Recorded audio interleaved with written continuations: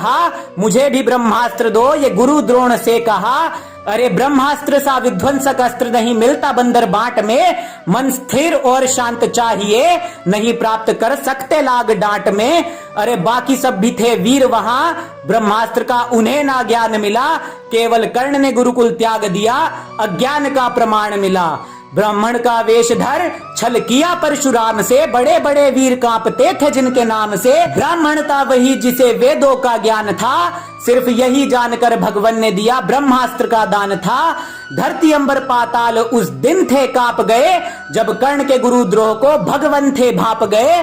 पर्वत सभी धरा के और समंदर भी डोल उठे, और परशुराम कर्ण पर क्रुद्ध होके बोल उठे, तुम सा क्षत्रिय ना कोई हो पाएगा, पर झूठ के आधार पर ब्रह्मास्त्र ना साथ रह पाएगा।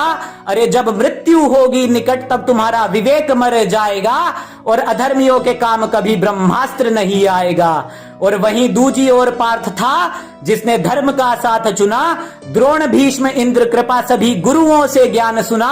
अरे पार्थ से मिली ये सीख, सीखने की ललक जो जगाएगा, उत्तम बनने की चाह से एक दिन सर्वश्रेष्ठ वो हो जाएगा। अब परशुराम से ज्ञान लेके कर्ण महायोद्धा बनकर आया था, और ऐसा अद्भुत वो वीर था जिसने जरासंध को एक दिन में हराया था। अब दुर्योधन का ऋण उसने भानुमति स्वयंवर में चुकाया था, जब दुर्योधन के प्राणों को उसने अपने शौर्य से बचाया था।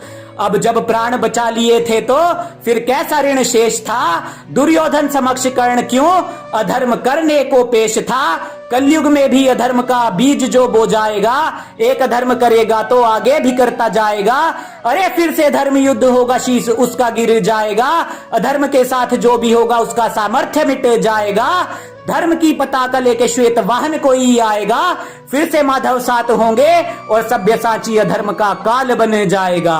अब दोनों वीरों की गाथा को आगे मैं बढ़ाता हूँ, युद्ध के हाल को संक्षेप में बताता हूँ। सामने कर्ण था पर वत्सा वो विशाल था, अनंत बल भुजाओं में विरोधियों का काल था। कर्ण के समक्ष उसका अनुज पार्थ था, भूत का कोई छल नहीं आज का यथार्थ था। जिसका धर्ममयी भाल था, कहलाता महाबाहु, और स्वर्णमय चरित्र उसकी ढाल था। वीर आहुति देने चल पड़े, धर्म युद्ध का वो यज्ञ था। कर्ण जानता था अनुज को अपने पर, अर्जुन अनभिज्ञ था। सभी देव थे चकित वहां, युद्ध ऐसा विकराल था। कर्ण लड़ रहा था वीर भद्र सा, और मानो पार्थ महाकाल था। कर्ण के रथ पर अधर्म का बोझ था इतना बढ़ा, चक्र धरा में था जा फंसा, और वो धरा पर ही था खड़ा। कर्ण ने पार्थ से कहा, पार्थ धर्म का ना त्याग करो, मेरा चक्र भूमि से ऊपर आए फिर मुझ पे वार करो। धरती गगन पाताल एक बार फिर से डोल पड़े, जब वासुदेव कर्ण पर क्रुद्ध होके बोल पड़े, पार्थ तुम्हें जो धर्म सिखा रहा, खुद अधर्म का वो पोषी है। इसने अधर्म किया था अभिमन्यु से, यही पांचाली का दोषी है। बात सुन माधव की अर्जुन, कर्ण फिर से टूट पड़े, दोनों के तीर फिर से तरकश से छूट पड़े। पर क्रोध में भर अर्जुन ने अंजलि का अस्त्र था चला दिया, धर्म के लिए ही जिष्णु ने अपने ज्येष्ठ का शीश भी था गिरा दिया।